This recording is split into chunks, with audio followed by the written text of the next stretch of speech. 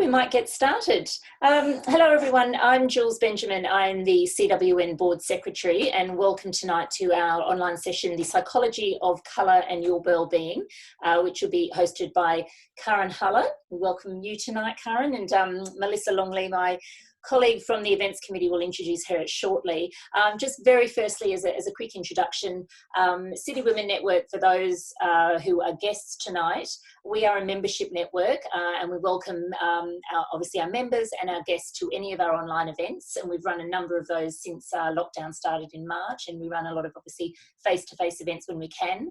So if you do want more information on the network, please do go to our website and have a look what we're all about. We've got a lot of other online events still coming up over the next couple of months.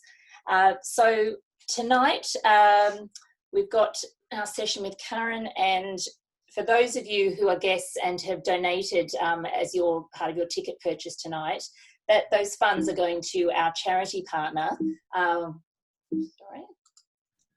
There we go, sorry about that.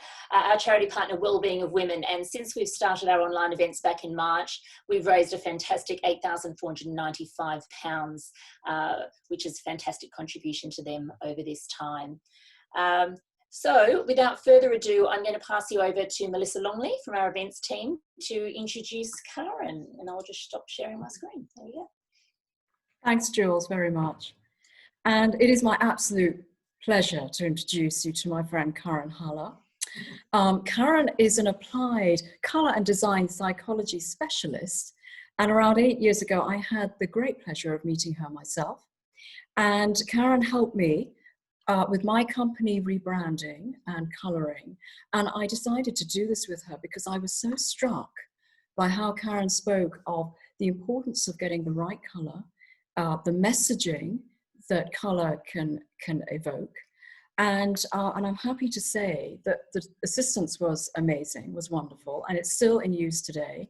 I have recently updated my company website, so thank you, Karen, for all that you did.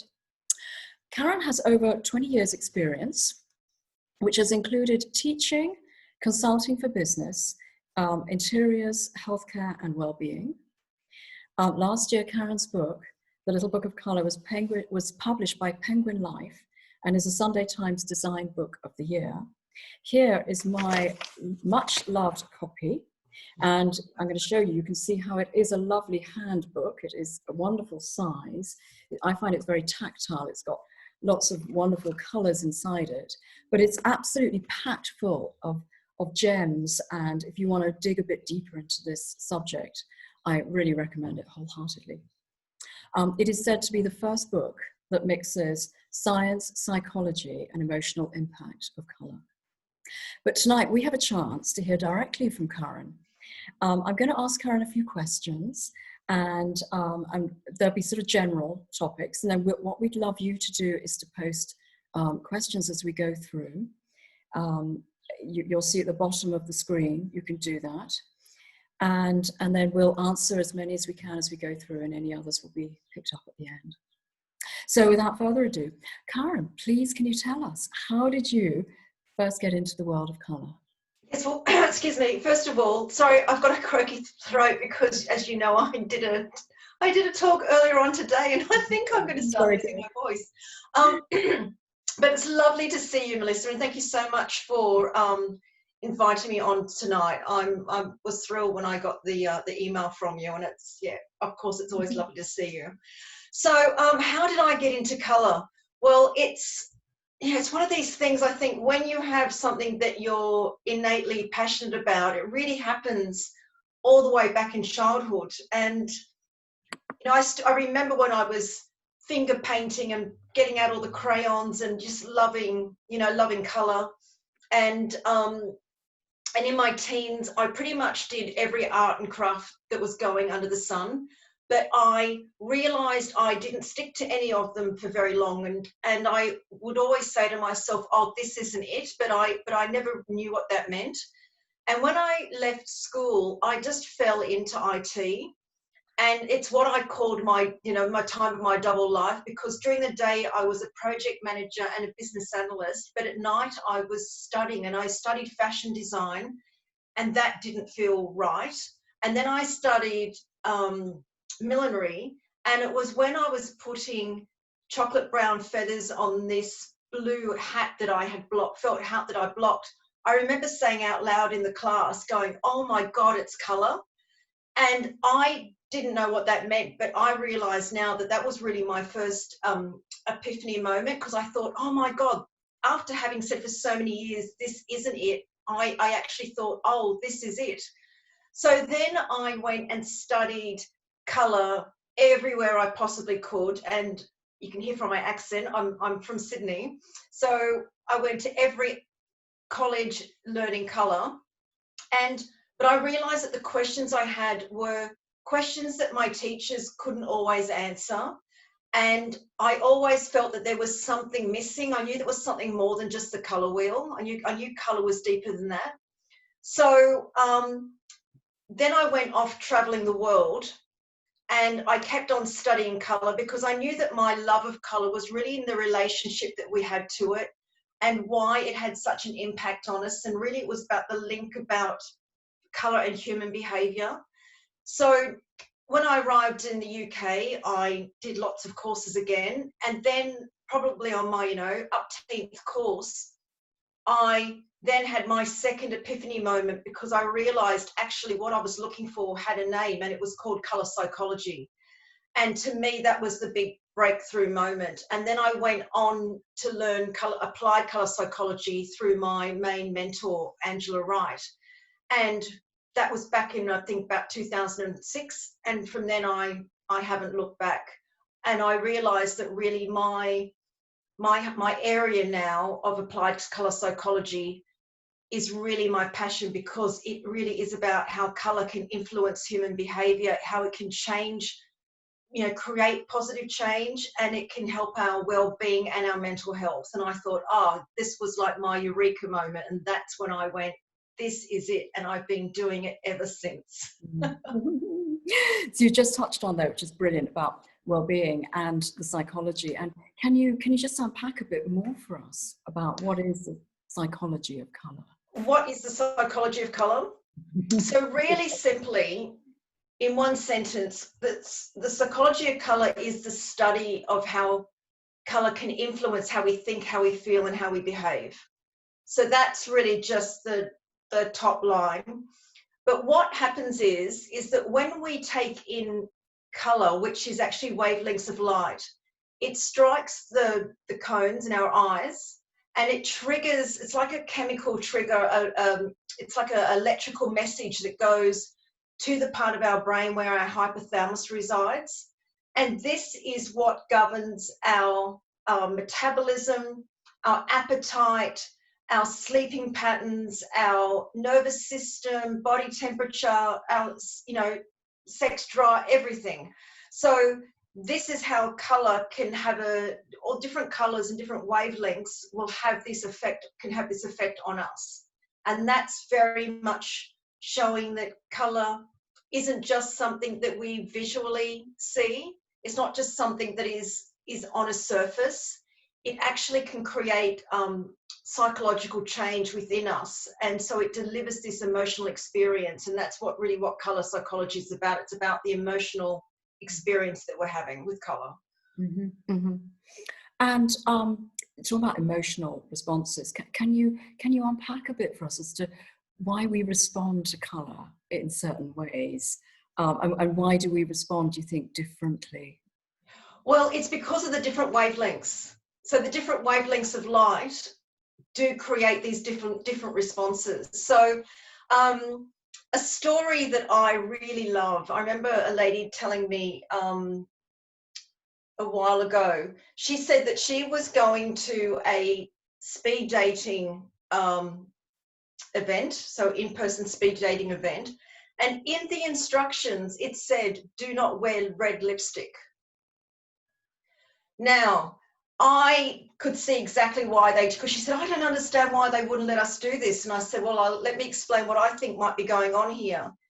Is because red, when we see the colour red, red advances towards us quicker than any other colour. So we see red first. If you are sitting in front of a male and he isn't actually focusing on you, he's focusing on your red lips. because all the attraction is going to your lips. And red is a color that men like red. So the little red dress, the red under the shoes, because red is the color of masculinity. It is the color of sexual desire, sexual drive, lust. It's the color of energy, of motivation, because it's physically stimulating. And so they didn't want any woman to have red lipstick, to have an unfair advantage if someone didn't wear it. So therefore nobody could, because they wanted the male to pay attention to the woman and to what she was saying. So to me, that's a really good example of colour in action, and actually the effect that something as very simple as red lipstick can have. Mm-hmm. That's fascinating. Other fascinating, before we move on again. God, there's lots, but I think as we go through, I'll remember them as we're going through. Yeah. Something that as I've been preparing for this, and having read your book only, in the last month or two, suddenly started thinking about all the use of colour in our language. And we talk about, don't we, that there's things that sort of come to mind as the more you think about it. But seeing red, feeling blue, blue sky thinking. Are there reasons why that's in our language? Yeah, so some of them can be, they can be from all different ways. So the seeing red, that alludes a little bit to what I was just saying about red, because some of the adverse sides of red. So just to say that all colours except grey, all colours have positive and adverse psychological qualities. So if red is positively about, again, it's the context, but if it's about energy and motivation and stamina and the call to action, it's those get up and go kind of feelings, because it's physically stimulating. It stands to reason on the adverse side of red that it can be anger, annoyance. It can be a conversation can turn into a heated debate. Things can turn to the opposite side. And so seeing red is typically a term that is used when people are really angry, and you can just see it in their eyes and they're just about to explode. It's like, oh my God, they're seeing, that's where we say, they saw red, or they're seeing red. So that's where that comes from. There's another one that I find really interesting about the green-eyed monster. Mm-hmm. So this one is this comes from Shakespeare. So in his play, The Merchant of Venice, he talks about green-eyed jealousy. And this is the first time that we actually see this being used. And if we hear something, especially when it's in a cultural belief, when we hear it long enough, we take it on as a saying. So the green-eyed jealousy has turned into the green-eyed monster, mainly because it's just sort of morphed into something even bigger than just being jealous, because something that's big and jealous is now just turned into a monster. So that's virtually, it's almost like a cultural belief. That's where that's come from. And blue, feeling blue, from my research, I think that's come from the ships, and from tradition of ships flying blue flags when and painting part of the ship blue when maybe the captain or an officer has died. And so therefore in the West, we associate blue with sadness, and therefore we get the same feeling blue because we're sad. But that's a cultural belief. That's not the psychology of colour, but that's a cultural saying that we use. So I'm sure there's lots more that I'm sure people are even thinking now that there's lots more. But it's really fascinating how we do bring colour and the colour words into our language to describe something and to give something meaning. Mm-hmm. Mm-hmm. It is, isn't it? Yeah. Can we talk a bit about the relationship of colour and how it makes us feel? So yeah, so we were talking before about that colour is this emotional connection, and so we're always having a response to colour. And the thing that's wonderful about colour is that it can support how we're feeling, it can change how we're feeling, or we can use it to influence how we want other people to interact with us. So colour is communicating all the time on a subconscious level. So we're usually only about 20% conscious of the colour choices we make or how we're using colour, but we're always communicating, we're always saying how we're feeling, how we want to feel, how we want someone to interact with us, especially with, you know, with the colours that we're wearing. So for instance, I mean, do you have a favourite colour, Melissa, or a colour that you don't like? Or my favourite colour is blue, and almost any shades. And a colour, I don't really have a colour I dislike, but there have been, reading your book, I realised there are a few colours that I have veered away from. And I think some I've had a bit of a fear of, like a very bright yellow, although actually I think... Is this too bright? No, I love what you're wearing. That lemon yellow is lovely. It makes me think of beaches and sunshine and fun, frivolity. But and then I think dark green I used to wear a lot at school, so maybe I had too much of that. So I've sort of not got much of that in my wardrobe now. Yeah. So along with colour psychology, there's also something that's called personal colour association. So you've given a good example there. And typically, actually, a bottle green is the colour that people mostly tell me that they have an aversion to or they avoid because it reminds them of their school uniform. So that is a personal association that you have with that colour. And this colour, you're saying it reminds you of, I think you said beaches and holidays. That's also a personal association. So that's, we typically will see a colour and it will be linked to a memory or to an event, something that's happened to us, and that can be either a positive or an adverse side. Then before I was talking about colouring culture. So colours can have a cultural meaning. So when we think about red for good luck in China or green's good luck in Ireland, that's another way that we respond to colour. But the way that I talk about is about this, colour psychology is more of innate feeling. It's not something that comes from our own memory, an event, or from a cultural belief. It's more, colour psychology is more universal, but we don't always have the same reaction because of a personal memory or a cultural belief that we might have on top of it. So just to sort of clarify, in case anyone's thinking about their own relationship to colour and what their favourite or least favourite colour would mean. But just to understand a bit more, just so I can use it as an example, what is it about blue that you like?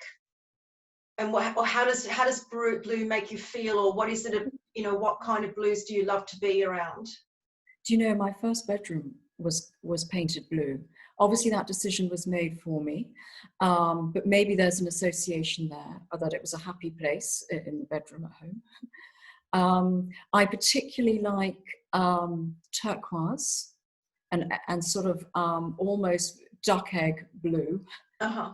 Those that kind of blue. And navy is great, I think, for work. It's very smart. But I'm not wearing so much of that sort of dark blue anymore. I think the more I work flexibly and from home, and like we all are now, I don't have to wear a dark business suit every day. Oh, so that's why you're wearing the dark blue for the business suit. That's what it was, yeah. When I started work in the city, and I could age myself here, but we'll say it's a few decades ago, the accepted uniform being in the city as an executive was generally a skirt suit of a dark colour. So it would be the dark green, dark brown, black, of course, was very acceptable, navy, and I think that that's what I got into, certainly for the first 10, maybe 15 years of my working life. Yeah, and that's still really, when you think about the city now, that's still very much, it's black, grey or dark blue is the predominant colours that you see in the city. The interesting thing with dark blue, and I can understand why people wear it, when you were saying because you're executive level, because dark blue, it's also the colour of trust and the colour of authority, but it's the authority of knowledge. So if I came to you for business, it would be because you're wearing dark blue, because what you're communicating without saying anything is you can trust me. But then obviously the words that you're saying would reconfirm the message and what I'm feeling about what the colours that you're wearing. Because we take in colour before we take in anything else. So if I walk into your office and if you were working in finance and then you were sitting there with a bright orange, I'd be like, hold on, right? Something's not right here. And you wouldn't necessarily be thinking it, but you would be feeling it. Because orange is a colour of fun, it's a colour of playfulness. And if we're going to have a serious conversation about my finance, I want someone who is focused and someone that I can trust. And so there is an expectation of these two things matching. So the fact that you were wearing dark blue, yes, it is kind of like a uniform, and it becomes what a lot of people do wear in that industry, but it is giving that message of reassurance that you're trustworthy and that you know what you're talking about. And so I can understand completely why you would have worn it. Yeah. Mm. Now, very, very obviously, you could see how our theme is. I mentioned well-being and our support to well-being of women charity. Can we talk a bit more about how we can harness, the positive power of colour for our well-being? Yes. So I mean, again, it is how it can influence how we think, how we feel, how we behave. So for me, it's always about wearing the colours that you feel great in, and surrounding yourself with colour that you love, not following fashion, not following trends, not following what everyone else is doing. Of course, if you're working, and I'm just trying to preempt some questions that might be coming up, because there are colours, especially in the city, that are acceptable. Because obviously, I've just talked about dark blue, and then here I'm saying, wear what you want. But when we align ourselves to the colours that we feel good in and the tones of colours. So, for instance, if everybody is wearing a magenta pink, a bright, a really strong pink, and you don't feel good in it, like for me, I would never wear that, because I would wear a soft pink, because I know I feel far more comfortable and it suits me better, and the magenta pink would drain me and exhaust me. So it's the well-being. It's also all wrapped around the self-care of wearing the colours that you feel the most comfortable in and that support you in the most positive way. And that is the quickest way to create this sense of well-being. And also, I believe it's about not trying to be someone that you're not trying to show up as someone you're not, to really be the authentic you and show up authentically, because this all wraps in the well-being story. Mm-hmm. Now, in your book, that's a very good point to move on to, Karen. In your book, you have that section about looking at your personal colours and doing your own personal exercise to maybe discover a bit better about myself. And I'm still thinking that all through, and I've loved where I've got to so far in the journey. I know there's more to go. You are someone that takes your time, aren't you? So it's really good, because it's something that doesn't necessarily have to be rushed. That are important like this. But yes, so I think that from what you're saying, yes, it's like having your colours done, and as you said, almost anyone can do that by putting coloured scarves next to them. But this actually goes to that further level of depth as to more on their own personality. Yeah. Their So true personality, not trying to be, like you said, somebody else, or perhaps how the family thought that they should be.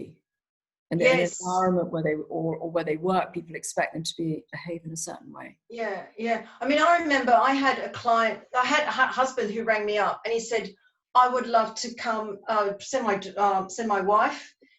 I'm giving her a consultation, and could you please liven her up for me, because she's very quiet and I'd love her livened up. And I just said, well, when I've done the 3-hour consultation, what she is who she is. I said, I don't jazz anyone up. I don't, because really it will be revealed who she is. And he wanted her to change. So by the end of the consultation, I explained her two personality types, her primary and a secondary. And I said, this is who you are. Nobody needs to be jazz, because she was very, very quiet, very serene, I mean, it's obvious I've got very external energy. I think everyone could see that. She had very, very internal energy. She was, I don't want to say introvert, but her energy was introvert. And he wanted to jazz her up. And I just went, that's not who you are. So, and the thing that was very interesting was that she would paint her nails a really bright red. And she said that she did that to take attention away from her face so that people would look at her fingers. So we had a conversation around that as well, about not needing to hide and about showing up, and about her feeling okay and confident in who she is, because every different type of personality has their amazing points. And when I explained the traits and the characteristics around her primary personality, then she thought, oh gosh, that is me. And really what it is, it's about, I always believe it's a journey about coming home, because when you know who you really are and you really connect to your authentic soul, it's about coming home to self. And there's no greater thing like well-being than actually being authentic and feeling confident. And to me, that's just well-being personified. Like, that's it. I don't know what else to say. That is it. Having confidence, isn't that what we all want more of? All the time. But it's natural confidence. It's not it's not put on, or doesn't exhaust you. It's just innate because it's there. And we all do confident in different ways. That's so if we're all allowed to be who we are and not think we have to be something else, I mean, what a greater gift is that to give to yourself, I think. Mm-hmm, mm-hmm, mm-hmm. I'm just going to do a little reminder to everyone. Please use at the bottom of your screen, you can access Q&A by sending some messages through to us. So please do use that. Karen, how can we be more intentional with color? And I'm thinking particularly here, we've talked a bit about colors and clothing, but so often, don't we open a closet, wardrobe, and we think we've got nothing to wear.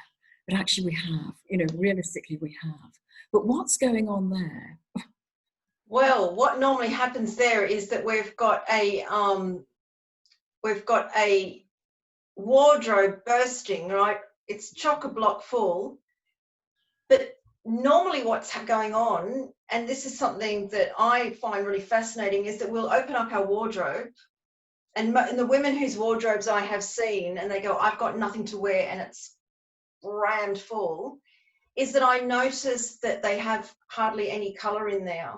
So really what they're saying is like it might be just, or it could be just the same, it might be all blacks or lots of grays, or it could be all blue. Like it's not what the color is, it's more that there's just not enough variety. So what they're not feeling when they're opening their wardrobe is they're not, however they're feeling or want to feel, it's not the color energy, the emotion that they need isn't there. And so that's typically when they say I've got nothing to wear, it's because of how they're feeling on that day or want to feel, and looking at the colors, the color isn't there for them. Mm. And if you have a wardrobe that's just got one color or maybe two colors, you're always then in that energy, in that color, that emotion, and you don't change the emotional state. And so that'd be like eating the same food every single day, and there's no variety, there's no spices, there's no herbs, there's no nothing. It's like just eating pasta, and that's all you're eating. There's no toppings, nothing, so that's kind of how we feel quite often how we feel when we open up our wardrobe. When you say that, does, of course, start to make sense. We talk about having a holiday wardrobe, don't we, which might have different colours. I'm thinking for what I do in work, I wouldn't go on holiday and take a navy with me. Yes, yeah. And it is, and look, it's understandable. Gosh, I can remember when I was interviewed on radio. It was with one of the armed forces, and it was actually with the radio station that was being broadcast in Afghanistan. And one of the questions that one of the soldiers asked me was, if I have to wear my uniform day in, day out, and I can't change it, what can I do to bring more colour in my life? Which was, a bit of a tricky question. So I said, you can wear colour in your underwear. You can wear something that doesn't be seen. I said, but just please, whatever you do, it can't be showing, because if you're meant to be camouflage and all of a sudden a little bit of red bra shows or something, oh dear. So, but, even if we have to wear a uniform to our work, it's wearing colours underneath, because we still can have that feeling, because we know that it is underneath. And it's quite interesting with men. They'll say to me the reason why they wear bright socks, the reason why they have a bright tie, or even maybe a bright coloured watch or something, or a pocket square even. Is that what they're called, pocket squares, the little handkerchiefs? Yeah. It's because they say every day we have to turn up in a uniform. We have to wear it, which is the suit. We can't deviate from it. And I'm lost. My personality isn't showing, and all I am is the worker, the suit. So men have this as well. They say that they really want to show their person, and that's why when we're all back again, when everyone's back in the city, start watching see if you can find everyone's crazy socks, because that's it usually goes in the crazy socks and the bright tie. Now, Karen, we've got a question here about, is there an association between personality type and colour? Is there an association? An association. Yes, that's a huge question. Huge question. I'm wondering if that person, I'm assuming she's a lady, wouldn't mind just saying a little bit, if we just move on, if she can say a little bit more, because I could just go down this rabbit hole and she'll go, oh, that's not what I meant. So, but if she means that there are different personality types, and there are certain colour palettes that suit personality types, and there's certain design styles that suit personality types, yes, there is. Okay. If that is what she meant. Lovely. So if we've answered that, that's brilliant. But if you feel we haven't, please put some more information into the Q&A. Yeah, or ask the next question. Yeah, exactly. I don't mind. I have got another question from Uma, who's our president at CWN. I'm gonna read it out because it's a lovely question, but I don't want to miss any bits of it. Karen, you mentioned culture and the importance of certain colours being significant or important, for instance, like red. As a woman of Indian heritage and of Hindu religion, I grew up in a large extended family of celebrations with very bright colours at weddings. Would I have been influenced by being subjected to these colourful celebrations? And is this why I have only certain colours in my wardrobe? Is this about culture or the influence of the environment I grew up in?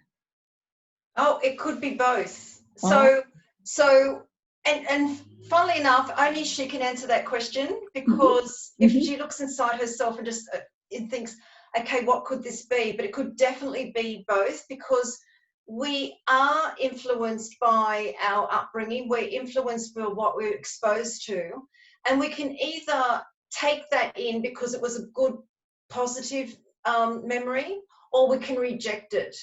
So if those colours that you have in your wardrobe and the colours that you love remind you of your connection to your family and of those times, then that is a personal association, and that connected to a personal memory. I had the absolute pleasure of going to a wedding in Delhi, which lasted 5 days. 5 days. What an experience. And just to see the colours that the bride wore with the red sari with the gold, and the cultural meanings behind that, and just how colour is just lavishly used. This is, yeah, it's a beautiful thing. So I can imagine why you would also want to bring that into your keep that connection to your everyday life. Yeah. Just thinking about, we've been talking about, obviously, a lot of us we've all been working in homes, and some of us may be starting to think about going out a bit more, or going back to offices, or back into personal meetings at some point when we're allowed to. Are there things we should be thinking about how we can get our maximum impact? So I'm thinking, whilst we are still working at home, we're thinking about not only what we wear, but what we're doing with colour around us, where we're sitting. Are there different colours in rooms that might help at certain times of the day, or different projects we're doing? Tips we can So there's keeping down, and I'm thinking, what more nuggets can we get out of you? Yeah. So I'll just give some examples of colours, and more of the kind of the energy and the feeling, the behaviour, because people will want to use them in different times, in different ways, because it's definitely not fixed. So people have the freedom to use it colour as they want. So some people who need to do real focus concentration, and especially if you're in finance, you're in investments, you're accounting, and you need that focus concentration, either to have some dark blue on, or to have some dark blue around you, because this actually aids. Blue is the color of the mind. It's the psychological primary of the mind and the intellect, and so dark blue really helps to focus. If you need to think and sort of blue sky thinking, go outside. Go outside and just have a cup of tea, and just because it allows your mind to wander, and it allows you to have free thinking thoughts, and so you become mentally very creative. So that's another thing. Sometimes people, when they're lacking energy or they're feeling really tired, what they want is a boost. So they might want to have a bit of red around them because it gives them that energy boost. But other times, and that could be in a cup, it could be in a bunch of flowers, it could be, I'm not at all, I never advocate wall to wall, because whatever that red is or that blue is the one that you resonate with, and how much you use is how much you need, because that is where everyone is individual. But if you're tired and you feel like red is the right color, and you think, oh yes, just a bit of red, and that, oh, this now motivates me and gets me going, but it could be that for you red is completely overwhelming, and you thought, gosh, if I'm tired and I see red, it will just exhaust me. But the right color for me is a really soft green, because it's very soothing and very calming. So sometimes if you feel tired, you might need a color to boost you, but other times if you're feeling tired, you might need a color that just gently supports you. It's not always about going from 0 to 100 and using the brightest color, because that's like drinking. I always say, a red is like drinking 2 double espressos, and then before you know it, you're really jittery. I personally can't have a lot of red around me, even though my red's watermelon red, a very soft red, because I've got such a, you can tell I talk very fast, I move very fast, I've got a very Tigger. You and I have such the opposite energies, don't we? So I have such a Tigger personality and like energy, that red would just, I'd be even more ever-ready bunny, I'd be even more wound up. So, but what I'm finding in lockdown, I'm absolutely just drawn to yellow. So I need this happiness. I need this optimism. I need this cheeriness. It's like being cheered up. So for me, like every week I go, and I don't have them this week, but every week I go and buy a bunch of yellow flowers because it's that little bit of hello. I just need that cheery hello. So we will instinctively gravitate towards colours that we need. I just always say, you know, say to people, try not to follow fashion, try not to follow the trends or what someone else has got or someone else is doing, because it might not always make you happy. It might not always be what you need. So if wearing something soft and pink, like being hugged and cuddled, is what you need, then that's what you need. If you want to wear brown because you want to feel grounded and you need to have some stability and support, then wear brown. You know, it's don't worry what anyone else thinks, because this is the well-being. This is it's giving yourself the self-care that what you need. And that's really what it's all about. I was going to say what it's all about. Sounds like the hokey pokey, doesn't it? But you know what I mean? The colour is what it's all about. I have another question from an attendee. They'd love to know how and why did you choose what you're wearing? And they also ask what's behind you this evening. All right. So I think I just said, didn't I? Just there you go. I preempted the question. This is why I'm wearing yellow, because I'm really not digging this lockdown at all. You know, 3 months. It's. I think it's been a long slog.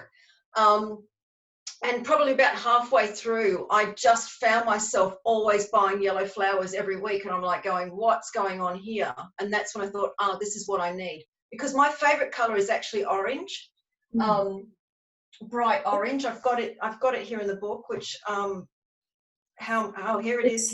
Inside cover, isn't it? Well, yeah, it's this orange of the marigold. Oh, yes, and it's the inside cover. Yeah.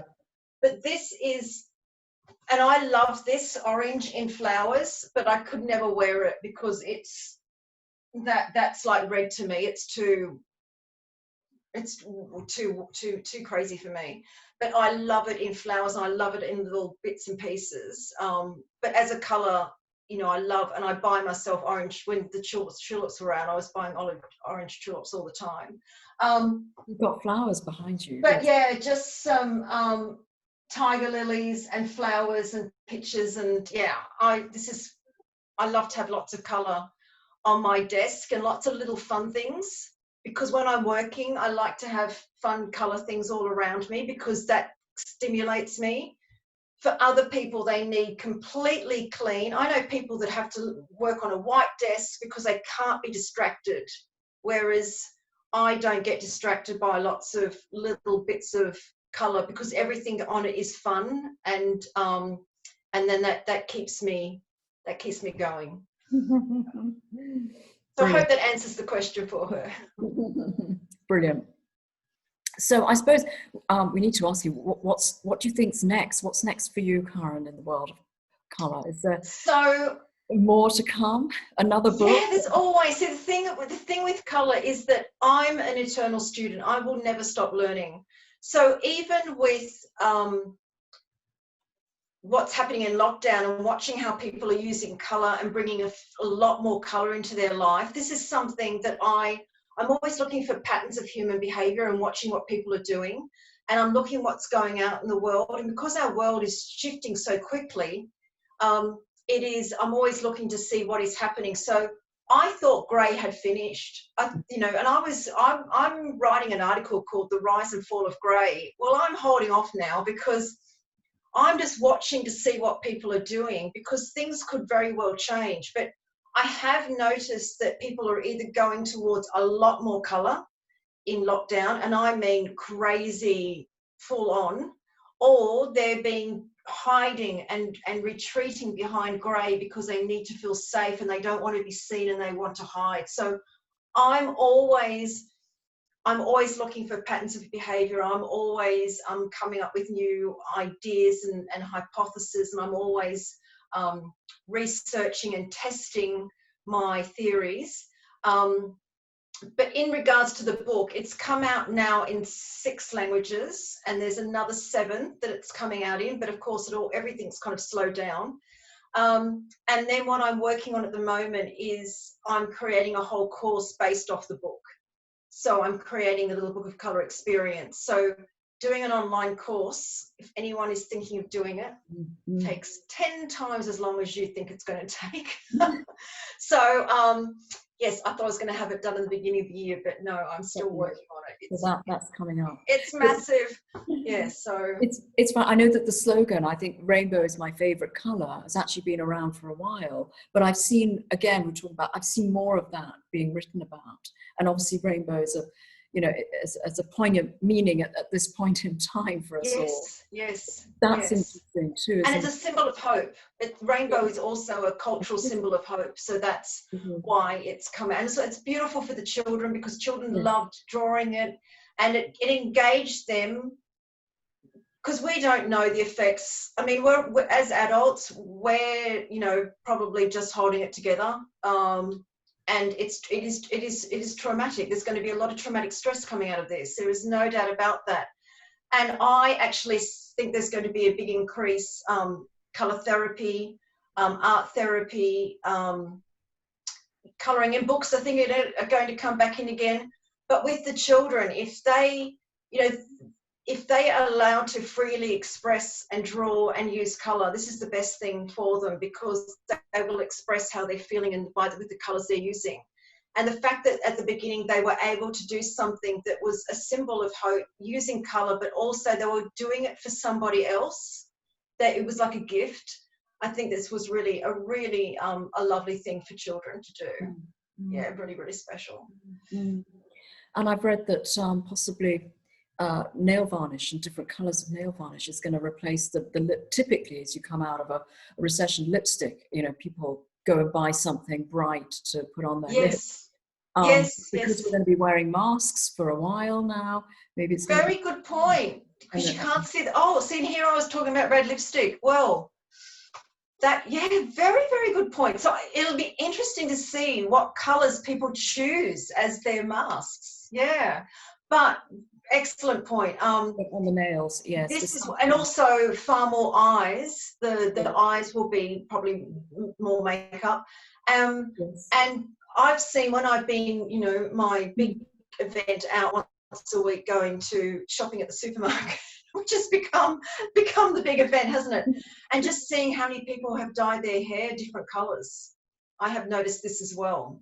So I think that's also on the increase, because if people have time on their hands and they just go, oh, you know what, I think I might try that purple. And I've seen purple hair, lime green, bright pink. I mean, I've seen everything. And you know what? Why not? If it brings people joy and it's a form of self-expression, why not? It'll grow out. They can change it. Yeah. Experimentation, isn't it, as well? Yeah, and it's self-expression, because that's what it is. It's expressing individuality and expressing who you are, and really not worrying what anyone else thinks, because you're doing it for yourself, and that's a great thing. We've covered an awful lot, Karen. We have. And the questions, thank you to everyone that you've been posting. I think I think we are coming up to the time of closure. What time we were finishing? Was it an hour? I think it is an hour. Let me see. So I think it's 10 to 8. We have. Do you know my clock on it's fast. Oh right. So if there are any more questions, I mean, I'm happy to go up to the hour if there's more questions. Yeah, I was just going to say, going back to the personality question that came up earlier. So Sarah, who asked that question, has come back to us and said, as an example, she's a Myers-Briggs INTJ. I don't know if you're familiar with that. Oh, I am. That term, but whether you can, expand a little bit on the sort of the personality link between colour and different personality types. Yeah, so there's lots of different personality tests, and then they have picked a colour that goes with that. So I've done Myers-Briggs myself. Up to another lifetime, and I can't remember what colour is with what. And I'm going to say this completely. What's the lady's name? Sarah. I think Sarah. Mm-hmm. Sarah? So I'm going to say this completely incorrectly, but something like, and you'll probably say, oh, that's a different personality test. But for instance, dominating personality might be red, because the designers of this system picked red because reds are very forceful, it's a very dynamic, it's a very full of stamina, full of action, and, you know, sort of that color goes with a dominant sort of personality type. And it could be another personality type is the thinking type, and so therefore that would be revolved around blue. And the optimistic, the happy-go-lucky, you know, that kind of creative would probably be yellow. It's so different personality types, and whoever invented it would have picked the colors to what they thought best represented their system. So I can't speak about those systems because I haven't sat and studied exactly why. I mean, I just gave examples to do with psychology. But it depends on who they would have taken their color knowledge from and attributed it to. The color personality that I do is something very different to that. Mine is based more in psychology and in behavior. So it's not to do with work. It's who you are innately as a person. It's not a work related, which is the Myers-Briggs and the other ones are. So you're probably going to say that I didn't answer your question again. So, but yeah, I hope I'm getting somewhere with your question. To ask, I put another. Oh, there are a few more coming in. Just before we end here, there was one. Maggie's asked about. Do you recommend a course? And then she said, now she's heard about your course, she will be signing up. Yeah, on my book. Yeah, I mean. Thank you, Maggie. Yeah, that's full of all sorts of the whole fascinating world of colour in there. So that's, yeah, if I'm allowed to say that, yeah, that's a great place to start. And somebody else asking how we can hear more about you, Karen, and the services you offer. I think if I'd say to Angela, if you go back to on the website booking, if it's still there, we did include some details there about you, Karen. But yeah, and also if you go to the littlebookofcolour.com, you can get the first chapter of the book for free, so you can download as a download. But if you Google my name, yeah, I pretty much pop up everywhere. There's either me or a nurse in America. She's a senior nurse. You can tell the difference. You can tell the difference between us. Yeah. And just another final question in from Uma, our president. Is this an opportunity for the physical world of work? Do we need to make the physical office space more enticing, more colourful? If the new way of working is going to be more remote working, this would make it a lot more interesting for having people who want to work, more interesting for having people who want to work from an office again. Yeah, so this is where you put your own personality in. It's where you put colours, and you can change the colours depending how you're feeling. What Melissa said, you know, sometimes you might be feeling a certain way in the morning and you might need something around you because of how you're feeling. But in the afternoon, you might, instead of grabbing that late 4 o'clock coffee, you think, actually, what if I just changed my colours and see if that gives me the boost I need? Because I know lots of people that have a 4 o'clock coffee then can't sleep at night. So it could be that